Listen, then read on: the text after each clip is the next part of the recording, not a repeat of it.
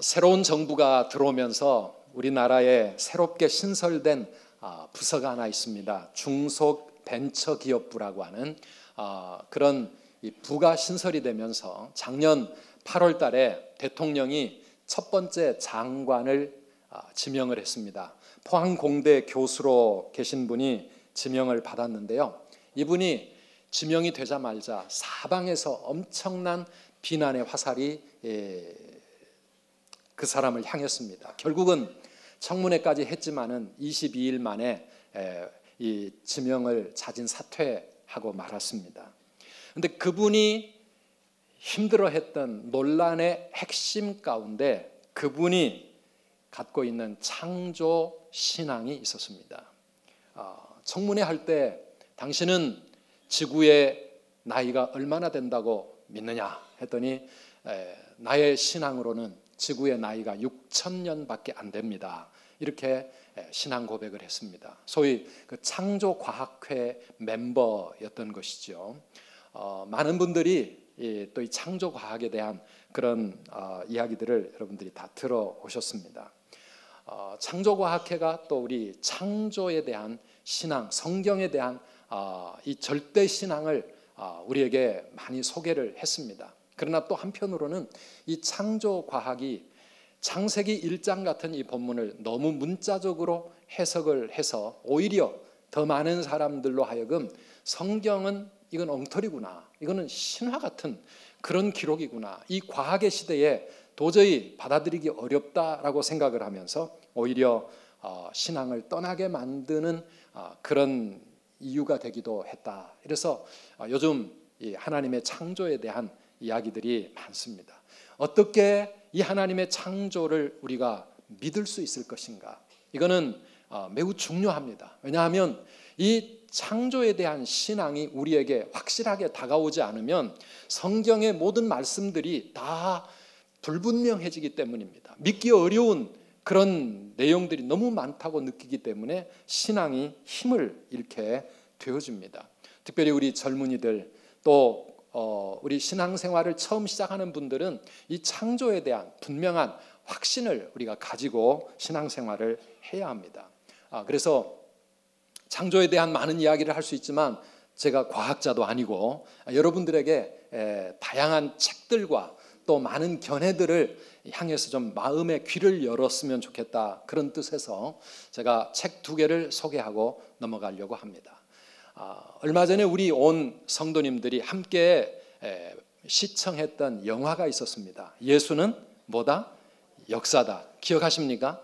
예수는 역사다라는 책의 주인공이 누구였느냐 하면 리 스트로벨이라고 하는 이 예일대학 법학과를 나오고 시카고 트리뷴의 기자로 있는 분이었습니다. 이분이 자기 아내가 예수를 믿고 교회를 다니기 시작하면서 그것 때문에 엄청 비난하고 힘들어하다가 과연 예수라고 하는 분이 정말 이 땅에 살았던 분이냐, 그분이 십자가에 죽고 다시 부활하는 것이 이게 가능한 일이냐, 역사적인 증거가 있을 거 아니냐, 그러면서 여기저기 역사적 증거를 찾아 헤매다가 쓴 책이 예수는 역사다, 이런 책이었습니다. 이분이 쓴 또 하나의 책이 있습니다. 그러니까 예수를 믿고 보니까 그 다음에 걸리는 것이 도대체 성경이 말하는 창조가 이게 정말이냐, 창조에 대한 신앙, 이것 때문에 그가 씨름을 하면서 수많은 과학자들을 만나고 특별히 진화론자들과 많은 대화를 통해서 진화론의 잘못이 무엇이고 창조를 믿는 과학자들은 왜 과학을 하면서도 창조를 믿을 수 있었는가 해가지고 나온 책이 바로 창조 설계의 비밀이라고 하는 저 책입니다. The Case for a Creator, 창조주에 대한 그러한 신앙 고백이 여기에 기록이 되어 있습니다. 이분이 이 책을 통해서 고백하는 내용이 뭡니까? 나는 과학이라고 하는 것은 무신론으로 이끌어가는 길이라고 생각을 했다. 그런데 사실 과학을 더 깊이 들여다보니까 이 과학이야말로 우리를 창조주 하나님께로 나아가게 하는 그런 길이라고 하는 것을 깨달았다 하면서 이분이 기독교의 신앙을 확고하게 갖게 되었습니다. 과학을 통해서 하나님의 창조를 더 확실하게 믿게 된 분이지요.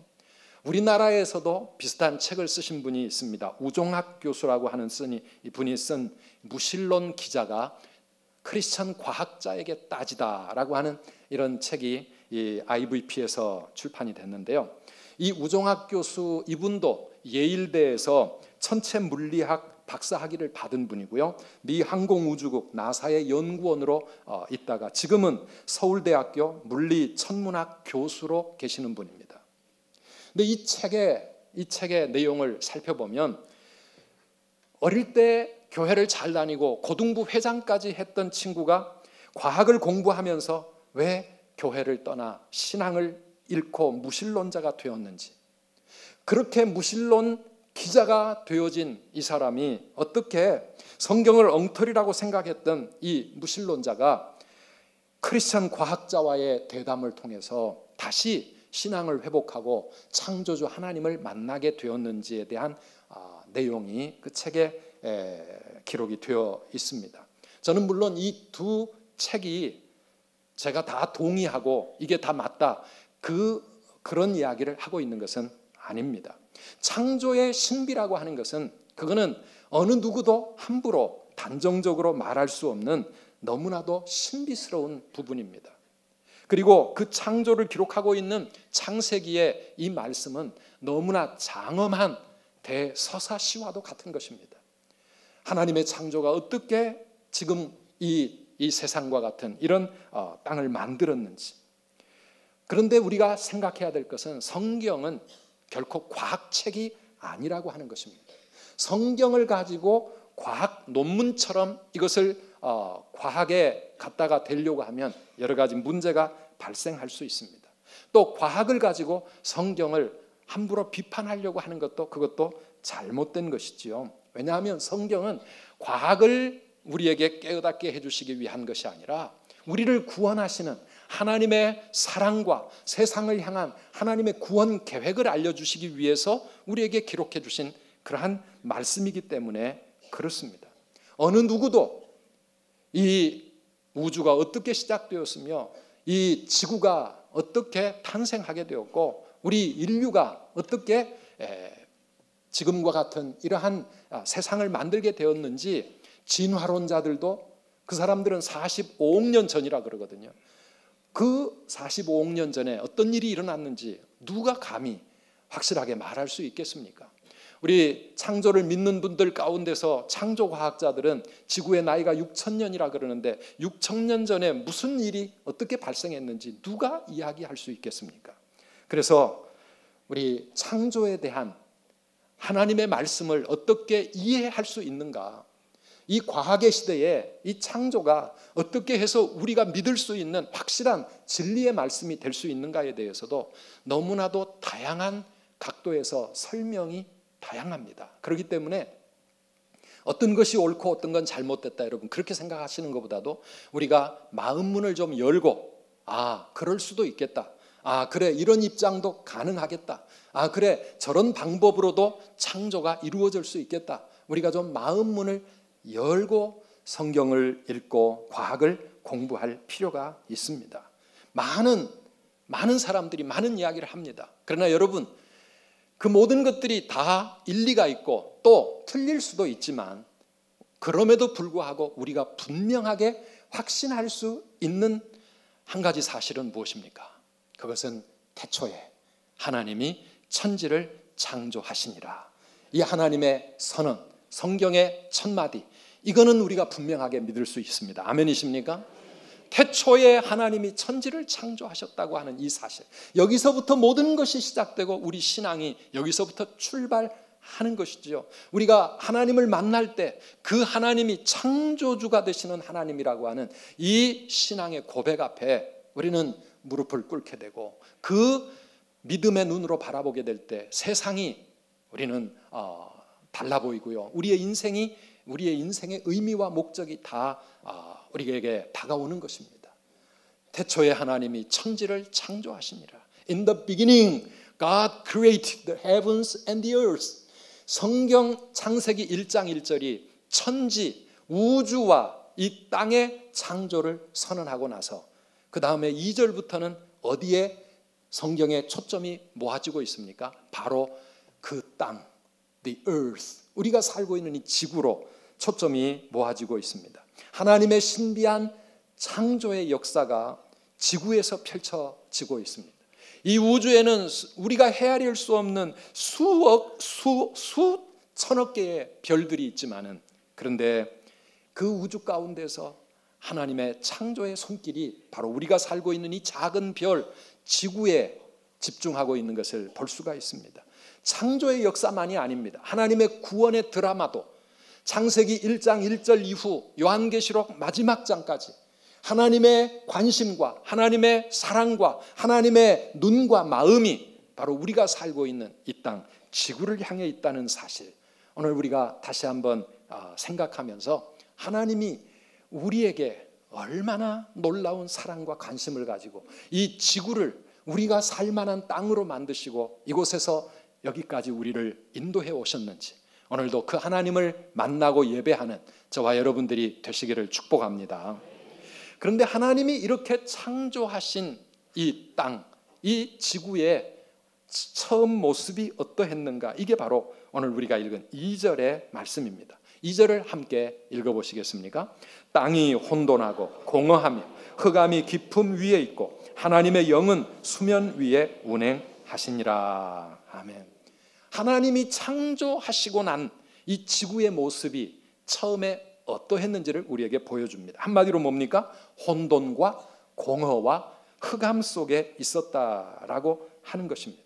하나님이 창조하셨지만 그 자체로는 생명이 살아갈 수도 없고 아무것도 있을 수 없는 그런 혼돈. 혼돈은 뭐냐 하면 formless, 영어로 아무 형체가 없는 겁니다. 아무것도 제대로 된 것이 없고, 그리고 이 땅에는 아무것도 없는 공허와 흑암, 깊은 흑암만이 존재하고 있었다라고 하는 것입니다. 과학자들은 이것을 다양한 언어로 설명을 합니다. 이 지구의 최초의 상태가 어떠했는지에 대해서. 그런데 여기에 하나님의 창조의 손길이 임하기 시작합니다. 사랑하는 여러분, 우리가 하나님의 지음받은 피조물이라 할지라도 하나님의 창조의 새로운 역사가 우리에게 임하기 전 우리의 상태는 그대로 똑같습니다. 혼돈과 공허와 흑암의 삶이라고 하는 것입니다. 하나님의 역사가 일어나지 않는 인생의 모습, 우리 인간의 삶이 바로 그런 것입니다. 끝없는 혼돈과 무질서 속에서 살아갑니다. 우리의 삶이 한없이 공허합니다. 세상의 많은 것들을 누리고 그것을 붙잡으려고 그렇게 허우적거리지만은 여전히 우리의 인생은 공허할 수밖에 없습니다. 우리는 어둠 속에서, 절망 속에서 그렇게 방황하는 인생을 살아갈 수밖에 없어요. 이 말씀을 묵상하다 보니까 제가 정말 하나님을 새롭게 만나기 전 20대 초반 저의 인생이 제 머리에, 마음에 스쳐갔습니다. 얼마나 그때 혼란 속에 살았는지, 머릿속에는 끝없는 전쟁과 같고 내 삶은 혼란 속에 있었던 그때의 그 모습, 이것이 하나님이 창조하셨지만 하나님의 새 창조의 역사가 이루어지기 전 바로 우리 피조물의 모습이라고 하는 것입니다. 에스겔 37장을 읽어보면 참 신기한 말씀이 나옵니다. 선지자가 본 골짜기에 수많은 죽음의 해골들이 나뒹굴고 있었습니다. 그 해골들을 향하여 하나님의 말씀이 선포되어집니다. 하나님의 말씀이 한 번 선포되어질 때 어떤 일이 일어났습니까? 에스겔 37장 8절 말씀 우리 함께 읽어보실까요? 내가 또 보니 그 뼈에 힘줄이 생기고 살이 오르며 그 위에 가죽이 덮이나 그 속에 생기는 없더라 그랬습니다.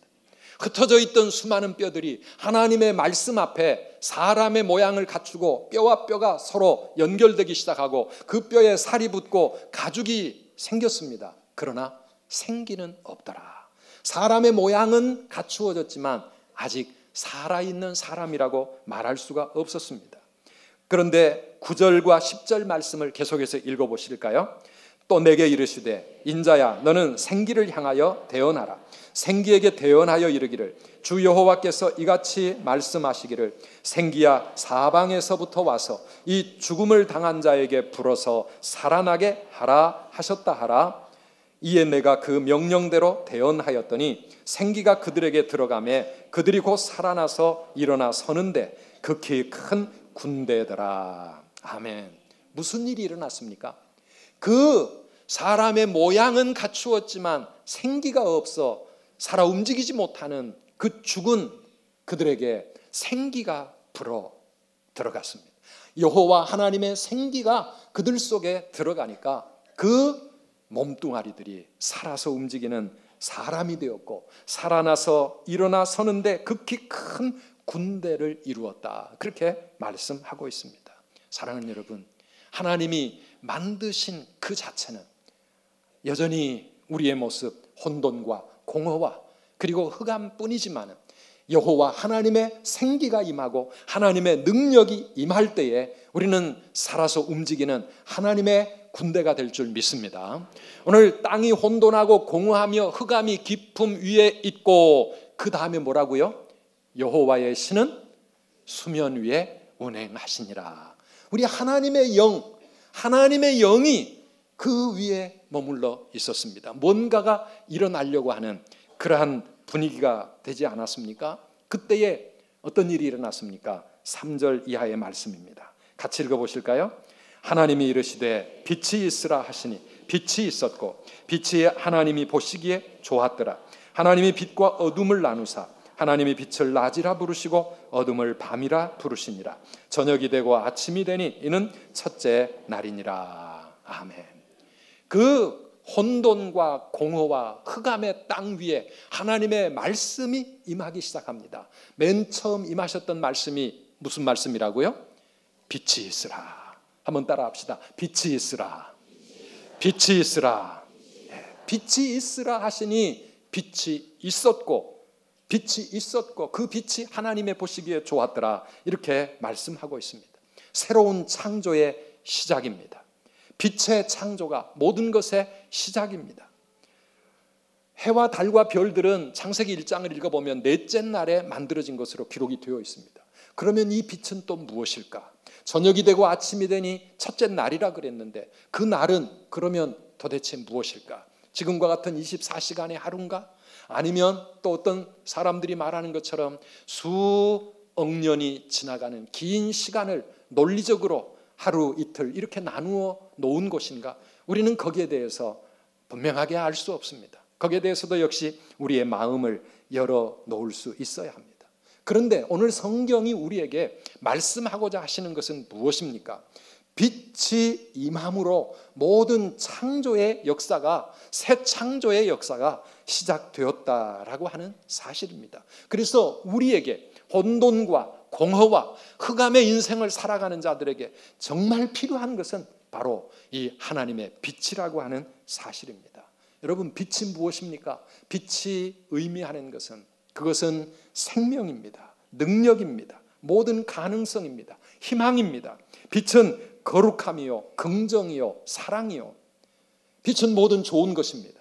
반면 어두움은 무엇입니까? 어두움은 두려움이고 죽음입니다. 어둠은 절망입니다. 더러움입니다. 죄요, 모든 부정적인 것이요, 미움과 증오와 혼돈과 공허, 이런 것들은 어둠으로 그렇게 상징되어지는 것입니다. 그런데 아무리 우리의 인생이 어둡고 아무리 이 세상이 어두워도 그 어둠 가운데 빛이 임하면 어둠은 물러가게 되는 줄 믿습니다. 어둠이 물러가고 하나님의 창조의 역사가 시작이 되는 겁니다. 사랑하는 여러분, 우리가 창세기 1장에 빛이 임하는 것을 오늘 말씀을 묵상을 할 때 우리의 마음에 강하게 떠오르는 하나님의 말씀이 있습니다. 그것은 바로 이 땅의 빛으로 오신 분이 있다는 것입니다. 그분이 누구신가요? 우리 예수님이십니다. 예수님이 2000년 전에 이 세상에 오셨을 때 성경은 그분이 빛으로 오셨다라고 그렇게 선언하고 있습니다. 마태복음 4장 15절 16절 말씀 우리 함께 읽어보실까요? 스불론 땅과 납달리 땅과 요단강 저편 해변길과 이방의 갈릴리여, 흑암에 앉은 백성이 큰 빛을 보았고 사망의 땅과 그늘에 앉은 자들에게 빛이 비치었도다 하였느니라. 아멘. 예수님이 이 땅의 어두운 세상의 빛으로 임하셨고 그 빛을 그 빛을 만난 자들마다 어둠에서 빛으로 인생이 바뀌어진 겁니다. 이방의 땅, 흑암과 소망이 없던 그 갈릴리 그 땅에 예수님이 오셔서 그 땅이 생명의 땅으로 가고 그 땅이 희망과 축복의 땅으로 변하게 된 겁니다. 이거는 2000년 전 그 이스라엘 갈릴리 땅에서만 일어난 것이 아닙니다. 어디든지 예수 그리스도 그분이 가시는 곳에 어둠이 물러가고 빛의 역사가 시작되었다는 사실, 우리는 우리나라 130여 년 전에 이 조선 땅에 그 어둡고 가난하고 깜깜하고 소망 없던 땅에 예수 그리스도 이 귀한 생명의 복음이 선교사들을 통해 들어왔을 때 이 땅에 어둠이 물러가기 시작하고 이 땅에 혼돈이 사라지기 시작하고 이 땅에 하나님의 축복과 생명의 역사가 충만하게 되어지는 줄 믿습니다. 예수 그리스도가 가시는 곳마다 이러한 빛의 역사가 일어납니다. 130년 전 이 땅에서만 일어나고 끝난 것입니까? 아닙니다. 지금도 누구든지 예수 그리스도가 임하시는 곳에 우리의 마음과 우리의 삶에 예수님이 빛으로 찾아오실 때 우리 마음의 어두움이 물러가고 내 인생의 어두움이 물러가고 혼돈이 끝나고 공허가 끝나고 하나님의 생명과 능력과 축복의 역사가 우리의 삶에서도 지금도 여전히 시작되는 줄을 믿습니다. 그래서 빛이 있으라, 이 말씀이 얼마나 중요한 말인지 모릅니다. 이 빛이 임하게 되면 우리도 빛의 사람이 되어진다 하는 것이죠. 예수님이 거하시는 곳에, 예수님이 빛으로 찾아가시는 곳에 빛이 임하여서 우리의 인생도 빛으로 변화되는 것이죠. 에베소서 5장 8절 말씀입니다. 같이 읽어보실까요? 너희가 전에는 어둠이더니 이제는 주 안에서 빛이라, 빛의 자녀들처럼 행하라. 아멘. 우리의 옛날 모습, 예수 그리스도를 알지 못했던 우리의 옛사람은 어둠이었는데 그런데 이제는 빛이 되었다. 어디서요? 주 안에서 빛이라. 주 안에서 빛이라. 여전히 우리의 인간적인 모습은 소망이 없고 별 볼 일 없는 죄만 짓는 그런 부족하고 연약한 죄인들이지만 그러나 주 안에서 우리가 빛이 되어진 줄 믿습니다. 주님의 빛, 창조의 빛이 우리의 삶 속에, 우리의 심령 속에 임할 때 이제 우리가 주 안에서 빛이라 성경이 그렇게 말씀합니다. 그러면서 빛의 자녀들처럼 행하라고 우리에게 말씀하고 있습니다. 우리가 읽은 이 성경 말씀, 창세기부터 요한계시록에 나오는 수많은 사람들의 이야기가 뭡니까? 빛 대신 하나님, 빛 대신 예수 그리스도를 만남으로 저들의 인생이 어떻게 어두움에서 빛으로 바뀌어졌는지, 어떻게 그 소망이 없던 인생이 이 땅에 복이 되는 인생으로 변화되었는지, 그 이야기가 바로 이 성경의 기록 아닙니까? 성경의 말씀만이 아닙니다. 오늘 우리가 주위에서 만나게 되는 수많은 믿음의 사람들, 저들의 간증이 무엇입니까? 어두움이었던 내 인생이 예수님 때문에 빛으로 변했고 하나님께서 내 인생을 찬란한 빛으로 만들어 주셨다고 하는 그런 고백들, 오늘 저와 여러분들의 고백이 되시는 줄 믿습니다. 그런 간증들이 얼마나 많습니까? 제가 최근에 읽은 한 분의 이야기입니다. 여러분, 커넬 샌더스라고 하는 사람, 이분을 아시나요? 어디서 많이 보신 분입니까? 이분은 참 불행한 사람. 5살 때 아버지가 세상을 떠났습니다. 어머니가 재혼을 했는데 새로 들어온 아버지가 얼마나 포악한 아버지인지 결국 중학교 1학년 때 학교를 중퇴하고 집을 떠나 가출을 했습니다. 온갖 파란만장한 고난의 인생을 살았습니다. 조금 성공해가지고 식당이 잘 되는가 하면 화재가 발생해가지고 모든 것이 잿더미로 바뀌게 되고, 또 조금 어떻게 다시 일어서는가 하면 아들이 먼저 세상을 떠나서 너무나 큰 충격을 받고 정신 이상자가 될 만큼 결국 아내도 자기를 떠나고 나가버렸습니다. 65세가 되었을 때 인생이 거의 끝났다고 생각을 했는 바로 그때 그에게 남은 것은 아무것도 없었습니다. 빈털터리 인생, 노숙자의 삶을 살 수밖에 없는 그런 실패자가 되고 말았습니다. 그런데 어느 날 밤 거리를 헤매면서 내가 더 이상 살 소망이 없다, 실패한 내 인생, 더 이상 소망 없는 내 삶을 끝내고 싶다. 그래서 자기 인생을 끝내려고 마음을 먹고 밤이 깊어지기를 기다리다가 깜빡 잠이 들었어요. 근데 잠이 들었는데 어디선가 들려오는 노랫소리에 잠이 깼습니다. 너 근심 걱정 말아라, 주 너를 지키리. 이 찬송소리, 주 날개 밑에 거하라, 주 너를 지키리. 새벽 예배를 드리는 찬송가 소리가 이 사람의 마음을 사로잡았습니다. 그러면서 그 찬송 소리를 따라서 교회에 찾아갔고 그는 그 새벽 그 자리에서 하나님 앞에 무릎을 꿇었습니다. 하나님, 제가 평생 돈만 쫓아다니다가 결국 이렇게 되었습니다. 하나님, 나를 불쌍히 여겨 주십시오. 나를 용서해 주십시오. 나를 좀 새롭게 변화시켜 주십시오. 그는 하나님을 찾았습니다. 눈물로 기도할 때 지나간 자기의 인생이 주마등처럼 스쳐갔습니다. 나 자신, 내가 너무 힘들게, 어릴 때부터 힘들게 살다 보니까 자신만의 세계 속에 파묻혀서 살아왔던 그 세월들, 혼돈과 공허와 어둠의 인생이었습니다. 하나님 앞에 회개하며 하나님을 붙잡았습니다. 그날부터 그는 새벽 예배를 시작을 했습니다. 그런데요, 하나님을 향하여 모든 것을 내려놓고 하나님만 의지하며 기도를 계속 했더니 그 어두운 마음이 점점 소망으로 채워지기 시작을 했습니다. 아, 나 같은 인생도 내가 이렇게 다 인생 끝났다고 느꼈지만은, 그러나 하나님이 나와 함께 하시면 이 모든 절망을 이겨내고 뭔가 다시 새롭게 시작할 수 있다고 하는 그런 믿음과 자신감이 생기기 시작했습니다. 내 현실, 자신의 현실 앞에 절망하는 사람이 아니라 이제는 나를 도와주시고 나를 이끌어 주실 그 하나님 앞에 마음의 중심을 다시 잡기 시작을 했습니다. 그렇게 기도하면서 하나님께 점점 더 가까이 나가던 어느 날 하나님께서 이 사람의 마음에 꿈을 주시기 시작을 했습니다. 아, 내가 젊었을 때 했다가 실패했던 치킨 사업을 다시 한번 시작을 해보자. 그러면서 계속 기도했더니 하나님이 아이디어를 주시기 시작했습니다. 지혜를 주시기 시작했습니다. 11가지 비밀스러운 그러한 이 양념 배합법을 기도하는 가운데 얻게 되었습니다.